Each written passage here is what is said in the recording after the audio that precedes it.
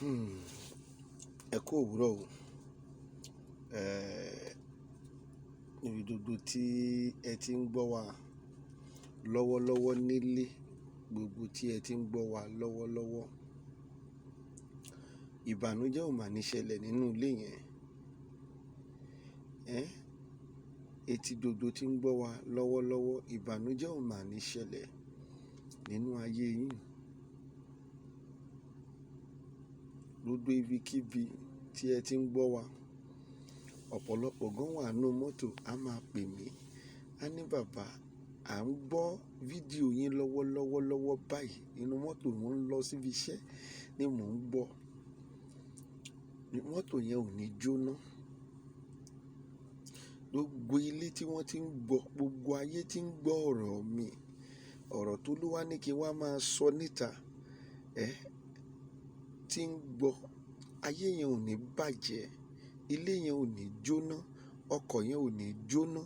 Gbogbo ojú tí ń rí mi lórúkọ Jésù, ojú yẹn ò ní fọ́. Èní yìí ọjọ́ ajé, mo fi gbàdúrà fún ọkùnrin, obìnrin, ọmọdé, àgbàlagbà. Lórúkọ Jésù, ajé ó máa fi ilé yín ṣe ibùgbé lórúkọ Jésù. Ẹ̀yin màmá wa, ẹ̀yin bàbá wa, ẹ̀yin àǹtí wa, ẹ̀yin bùrọ̀dá wa, gbogbo ibikíbi tí ẹ ti ń gbọ́ wa, lórúkọ Jésù ti Násárẹ́tì, mo gbàdúrà fún yín. Ajé máa fi ilé yín ṣe ibùgbé, ajé máa fa ayé yín ṣe ibùgbé. Gbogbo etí tí ń gbọ́ àdúrà yìí láàárọ̀ yìí lórúkọ Jésù ti Násárẹ́tì. Gbogbo etí tí ń gbàdúrà yìí láàárọ̀ yìí, wọ́n ò ní rí gbígbé sọnù láì ṣe bí ọmọ. Mo gbàdúrà fún yín lórúkọ Jésù, bó ti máa rí nìyẹn. Gbogbo ìwọ tó ń wò mí, Olúwa ní kí n gbàdúrà fún gbogbo àwọn tó wà nínú ẹ̀wọ̀n. Nàìjíríà ló wà ní, òkè òkun ló wà ní. Lórúkọ Jésù, gbogbo ẹ̀yin tẹ́ ẹ wà nínú àhámọ́, tẹ́ ẹ wà nínú ẹ̀wọ̀n, Ọlọ́run kó tú yín sílẹ̀. Oore ọ̀fẹ́ Ọlọ́run lórúkọ Jésù Kristi ti Násárẹ́tì, Ọlọ́run kó fi tú yín sílẹ̀. Ó wà nínú ẹ̀wọ̀n tí ìjọba ni, ó wà nínú ẹ̀wọ̀n oṣó àti àjẹ́ ni. Nítorí pé tá a bá ń dárúkọ ẹ̀wọ̀n pọ̀ lóríṣiríṣi. Mo fi àkókò yìí gbàdúrà fún yín ní orúkọ Ọlọ́run. Gbogbo ẹ̀wọ̀n tó bá wà, gbogbo akóló tó wà, ọkùnrin ní, obìnrin ní, ọmọdé, àgbà ní gbóhùn mi yìí ní ọjọ́ ajé yìí tí tá ń pè ní ọjọ́ Monday, lórúkọ Jésù. Gbogbo ẹ̀wọ̀n, every bondage you may find yourself, the Lord is going to release you in the mighty name of Jesus Christ. Gbogbo ẹ̀wọ̀n tó ń kó wà tí àwọn ìjọba ní, níbikíbi tó ti ń gbọ́ mi, Ọlọ́run máa fàánú tú ọ sílẹ̀. Ọwọ́ oṣó ni, Ọlọ́run máa fàánú tú ọ sílẹ̀. Ọwọ́ àjẹ́ ni, Ọlọ́run kó fi àánú tú ọ sílẹ̀. Ọ̀sẹ̀ yìí kó dára fún yín. Ọ̀sẹ̀ yìí kó mú ire wá fún yín. Gbogbo etí tí ń gbọ́ mi pátápátá lórúkọ Jésù, bí o ti ń táìpù àmì, mo gbàdúrà fún ẹ tó ń táìpù àmì, tó sì ń ṣíà fídíò yìí lórúkọ Jésù ti Násárẹ́tì. Gbogbo etí tí ń gbọ́ mi lórúkọ Jésù, etí yìí ò ní gbúrò ìbànújẹ́ mọ́. Tí tọ́dún yìí máa fi parí, mo gbàdúrà etí ẹ ò ní gbúrò ìbànújẹ́. Títí 2021 yìí máa fi parí ní orúkọ Jésù. Mo gbàdúrà fún ọ, etí yẹn ò ní gbúrò ìbànújẹ́ mọ́, ayé yẹn ò ní gbúrò ìbànújẹ́ mọ́. Oṣù yìí tó kù díẹ̀ láti parí lénìí, ó máa ṣe ìyanu nínú ayé rẹ̀. Oṣù yìí ó kù díẹ̀ láti parí lénìí lórúkọ Jésù. Nínú oṣù karùn-ún yìí tó kù díẹ̀ láti parí, ó yá gbọ́, kó gbọ́ dáadáa. Oṣù yìí ó máa gbé ìyanu jáde nínú ayé rẹ̀. Bí mo ti sọ yẹn ló máa rí o, kò sì ní yí padà. Bẹ́ẹ̀ lolúwa wí, bẹ́ẹ̀ ni wòlíì sọ. Mo gbàdúrà fún yín lẹ́ẹ̀kan sí gbogbo etí tó bá ń gbọ́ mi pátápátá. 2021 èyí tí a jọ wà nínú èyí, nínú oṣù karùn-ún yìí tó máa parí lénìí, ayé ò ní parí báyìí. Lórúkọ Jésù, kò ní gba ẹ̀mí lọ́wọ́ rẹ lónìí. Gbogbo ibi tó ti ń gbọ́ mi, èní yìí tó máa parí oṣù karùn-ún nínú ọdún 2021, èní yìí ò ní claim life wẹsẹ̀. Alẹ́ ní ayé ò ní parẹ́ mọ́ ìníṣẹ́. Lórúkọ Jésù, ìtẹ̀síwájú kó bá ayé rẹ̀. Èyí tí mo sọ yìí, àṣẹ ti mú o. Jésù Kristi Olúwa wa. Àmín, àmín, àmín. Olúwa ti confirm ẹ̀. Ẹ má bínú ẹ̀yin màmá wa, mo fa àkókò yìí tún kí yín ẹ̀yin bàbá wa, mo tún fa àkókò yìí kí yín níbi gbogbo tí ẹ ti ń gbọ́ mi lórúkọ Jésù lẹ́ẹ̀kan sí. Ìbànújẹ́ ó kéré ó pọ̀ o, ìbànújẹ́ ó kéré ó pọ̀, kò ní jẹ́ ìpín mi pẹ̀lú yín o, pẹ̀lú àṣẹ Èdùmàrè. Ẹ ṣé gidigidi gan, ojú ò ní tì yín. Kí n tó máa lọ, ẹ̀yin náà ní tẹ́ bá ní tóbi tí kò bá nídìí, ẹ̀yin á máa ní ẹ̀yin màámi àti ẹ̀yin bàbá mi, Nàìjíríà ni àbí òkè òkun, ẹ̀yin ẹ̀gbọ́n mi, ẹ̀yin àbúrò mi, Nàìjíríà lẹ wà ní àbí ní òkè òkun, ẹ̀yin lẹ́nu pé nǹkan tí kò bá nídìí obìnrin kì í jẹ́ kúmólú. Mo fẹ́ fi àkókò yìí tún sọ àwọn ọ̀rọ̀ yìí fún yín.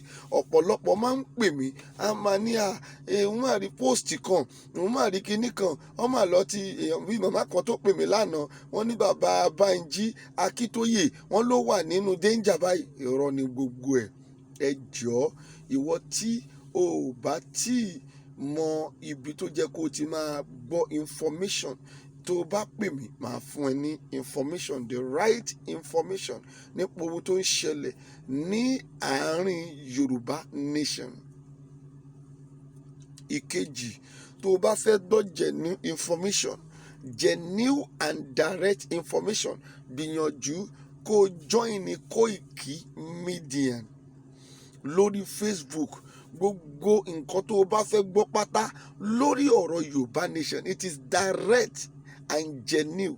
Kó jọ tó gbogbo nǹkan tó máa ń post lórí íńtánẹ́ẹ̀tì yẹn, ọ̀pọ̀lọpọ̀ ẹlòmíì tí ẹ pè mọ́ ní bàbá kíkiní yìí lè máa rìn dáadáa ju bí ẹ ti lérò lọ.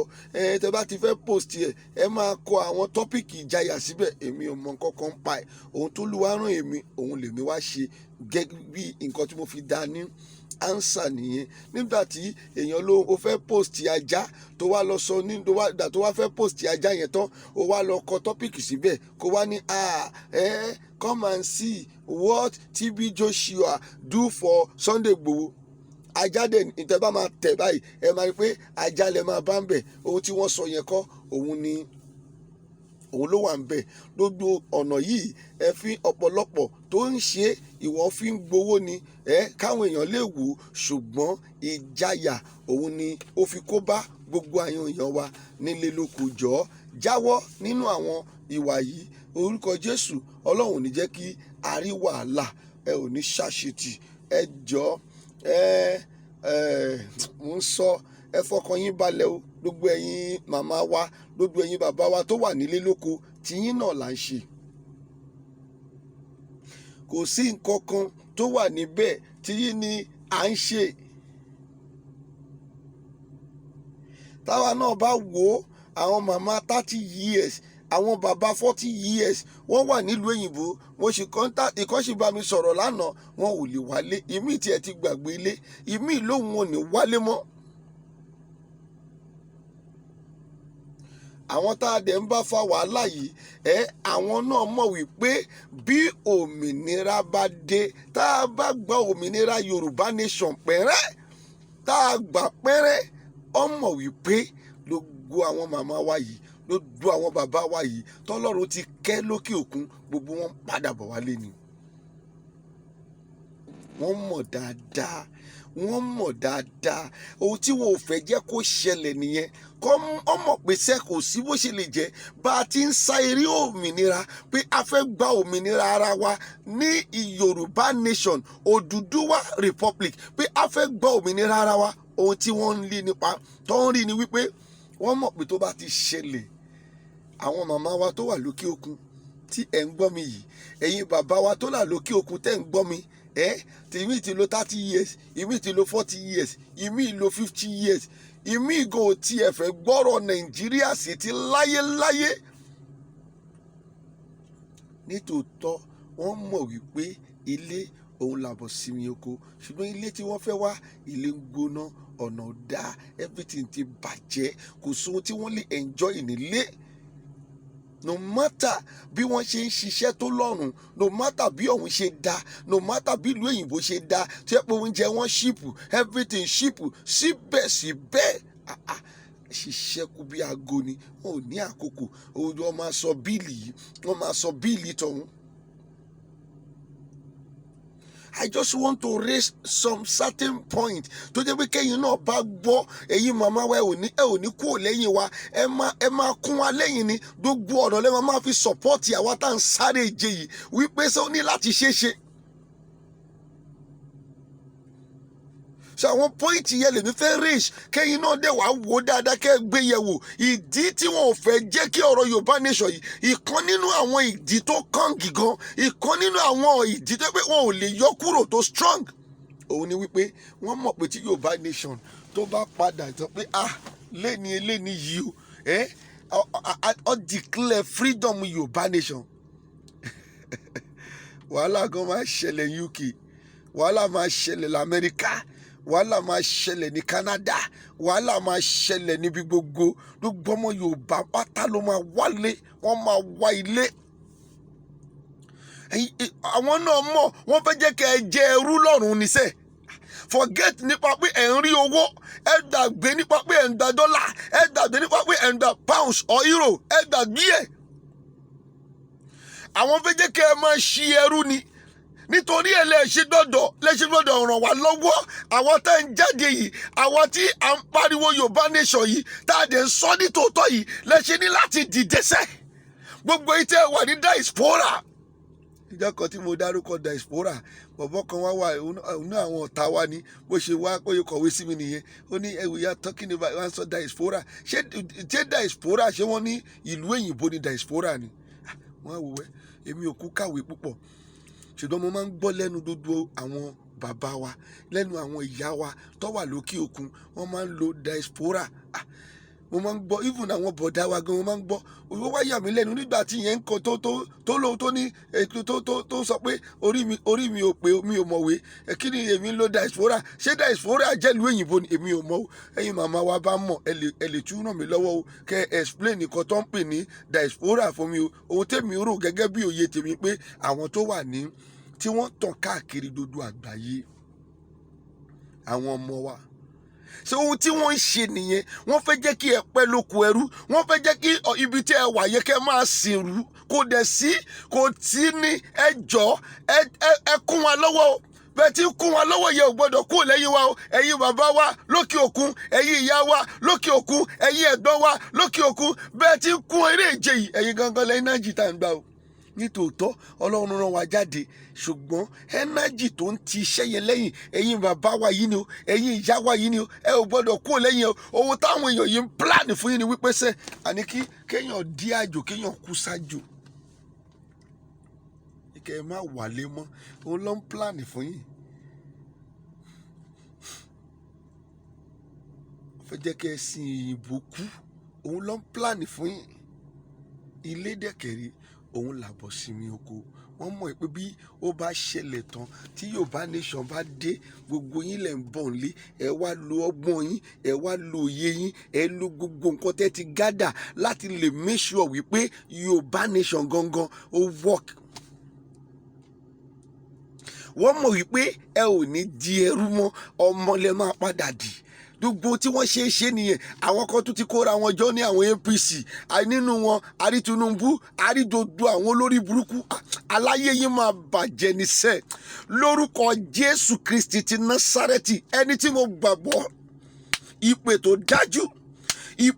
dájú tí mo gbàgbọ́ gbogbo ẹ̀yin APC yìí lórúkọ Jésù ti Násárẹ́tì ọ̀sán là ń gbáriwo nílé kú o ọ̀sán là ń gbáriwo nílé Haúsá ọ̀sán gangan báyìí là ń túfọ̀ ṣèbé o gbogbo yín pátá gbogbo ẹ̀yin APC tẹ́ ẹ ní Nàìjíríà lára èmi ò sí nínú pátì o gbogbo ẹ̀yin politician tí ní Nàìjíríà lára tí ní àwọn ọmọ Yorùbá lára lórúkọ Jésù nínú ọdún 2021 yìí ọ̀sán gangan ló máa pọ̀ kìkì ikú yín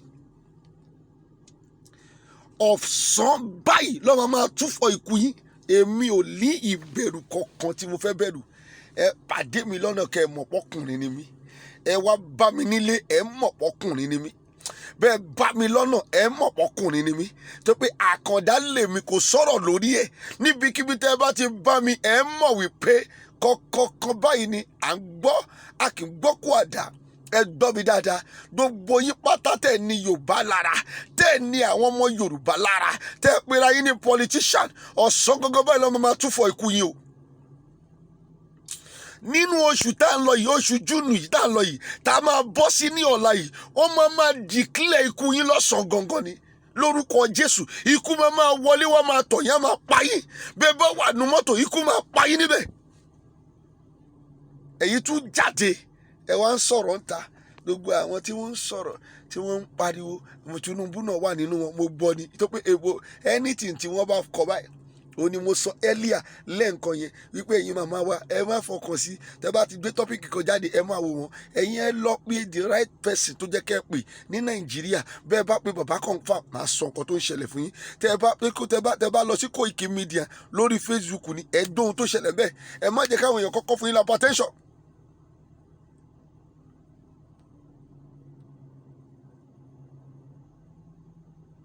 So therefore, ẹ jọ ẹ ràn ìrìn àjò yìí lọ́wọ́. Bí ẹ ti ń ràn, ẹ ò gbọ́dọ̀ padà lẹ́yìn ẹ̀. Èyí tẹ́ wà ní diaspora, àwọn tó lánàá lára wọn náà ní Tinubu, tó pé mi ò láìkì kí n máa mú evidence mi lára nǹkan tí wọ́n kọ sílẹ̀ like a message. Ara voice tèmi bá gbọ́ lèmi tí mo evidence mi tí mo rí pé òun ló sọ àti ohun tí Ọlọ́run bá sọ fún mi. Gbogbo ẹ̀yin tí ẹ ń ṣe agitation, tẹ́ ń pariwo pé ẹ fẹ́ jẹ́ kí ìlú di kókó pín, bó ṣe sọ nìyẹn. Àwọn APC wọ́n wá tòjọ báyìí, àwọn ẹlẹ́lẹ́yà, èyí tẹ́ pé ọmọ yín báyìí ẹ máa gbé wọn sí lẹ́yọ kọ̀ọ̀kan ni. Aya yín ẹ máa gbé wọn sí lẹ́yọ kọ̀ọ̀kan ni.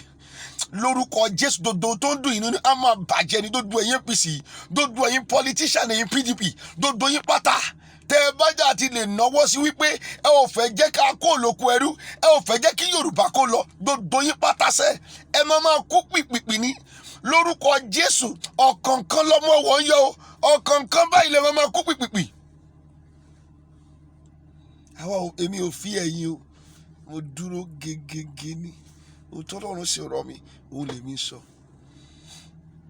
Ẹ wá ní gbogbo yín kẹ́ lọ dákẹ́, ẹ ò fọwọ́ sí Yorùbá nation o. Ohun tẹ́ ẹ fọwọ́ sí òun ni wọ́n Nàìjíríà. Ẹ mọ̀ wípé there is insecurity in Nigeria. Olórí burúkú nìyí. Ṣé kéèyàn tí ẹ mọ òtítọ́, kéèyàn yẹn má sọ òtítọ́ yẹn, mo máa ń ètì ẹni yẹn láyé mi. Yẹ́yìn ò mọ̀ pé there is insecurity in Nigeria. Ẹ̀yin náà tí ẹ mọ̀ pé ẹ rawọ́ sí ìjọba àpapọ̀, ẹ rawọ́ sí ìjọba Buhari kó ṣe nǹkan kan nípa insecurity. Látọdún tẹ́ ẹ ti wà ń bẹ̀, ta ni Buhari? Ṣebí APC náà ni Buhari. Látọdún tẹ́ ẹ ti ń rúlù lù yìí sẹ́, ẹ ò tí ì mọ ohun tí ẹ ò tí ì mọ ọ̀nà tẹ́ máa gbà lórí insecurity. Ṣebí ẹ̀yin gangan lẹ̀ ń pa wá, ẹ̀yin náà lẹ̀ ń pa wá now. There was a man yesterday, wọ́n kọ̀ mú jáde nínú mọ́tò ni, òun ni mo sọ yẹn. Tó bá ní kẹ́ ẹ ṣògùn ayẹta, ẹ ò ní ṣe. Ẹ máa ní Adébóyè ní kẹ́ ẹ má ṣògùn. Mánu yẹn wọ́n pa, ó kàn dùn mí wípé mi ò tí ì mọ̀, mo bá tàkókò sẹ́, mo máa mọ tí mo fẹ́ ṣe lórí ọ̀rọ̀ YouTube mi. Tèmi ò dowó lórí YouTube, tèmi ní pé Tolúwa sọ lèmi wá ń sọ ń bẹ̀.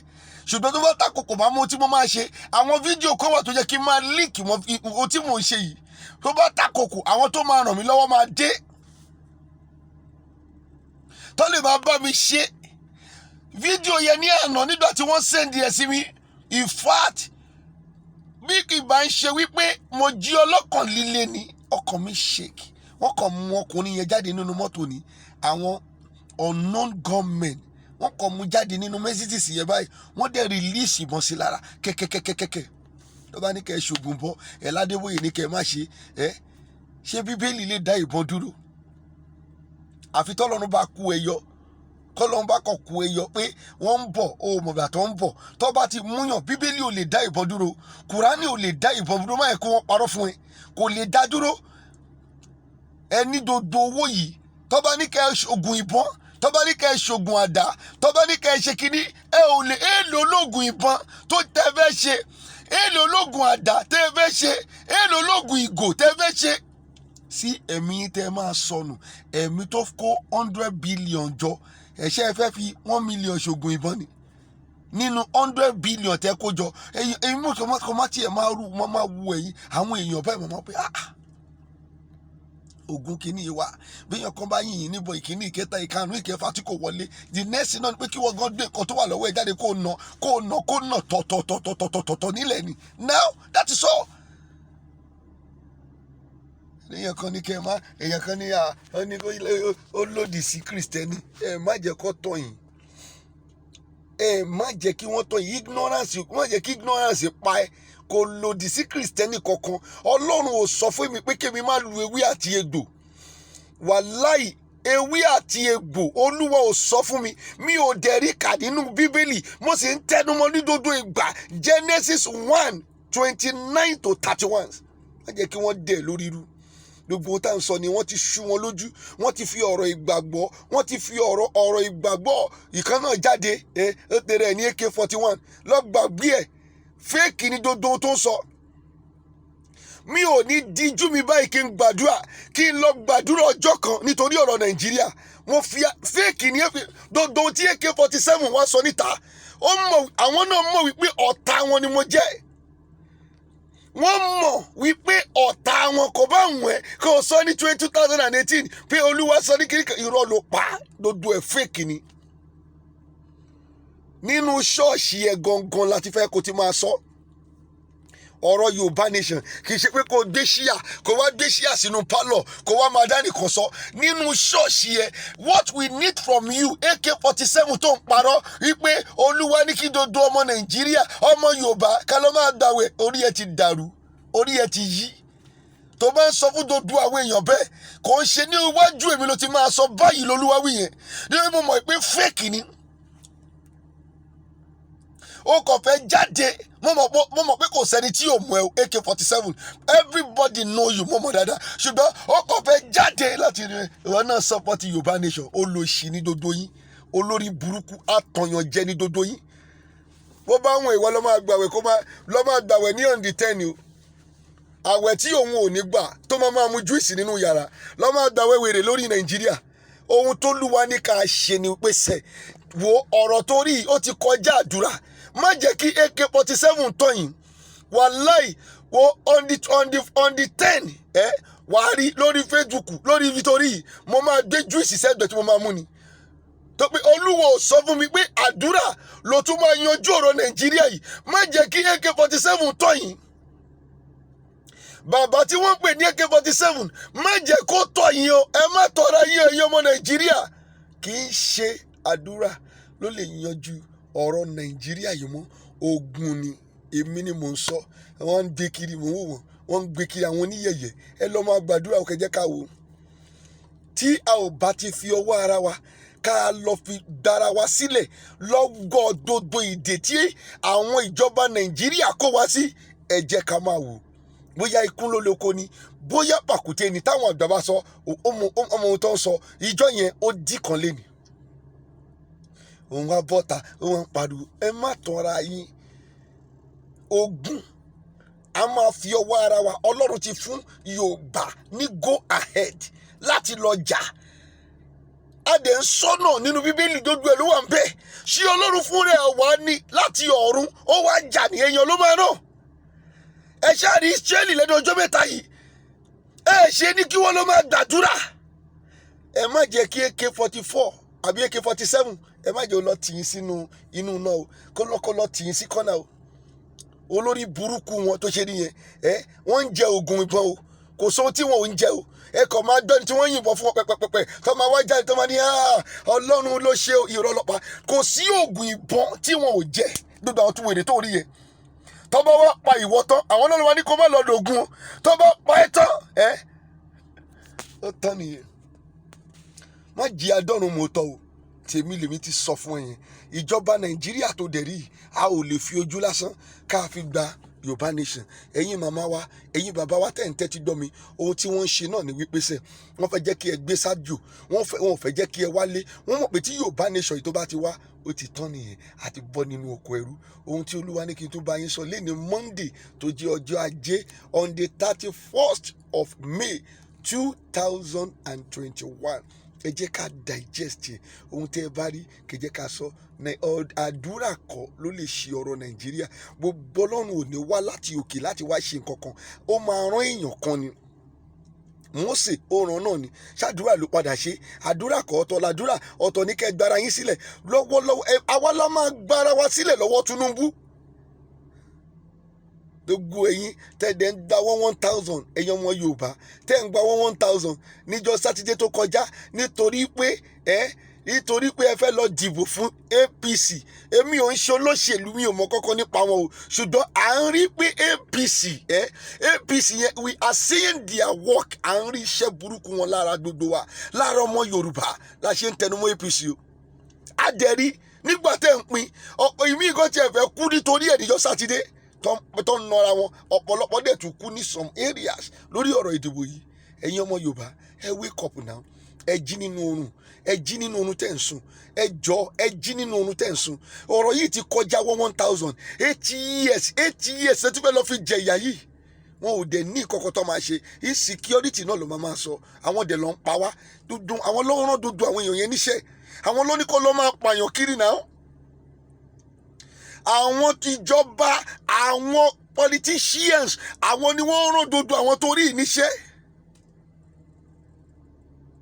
Ìjọ wo ló tó fẹ́ gbọ́n? Ìjọ wo la fẹ́ bọ́ nínú oko ẹrú? Èèyàn kan ní èèyàn dúdú ìwà dúdú wà nínú wọn. Mo ní gbẹnu ẹ sọ̀hún.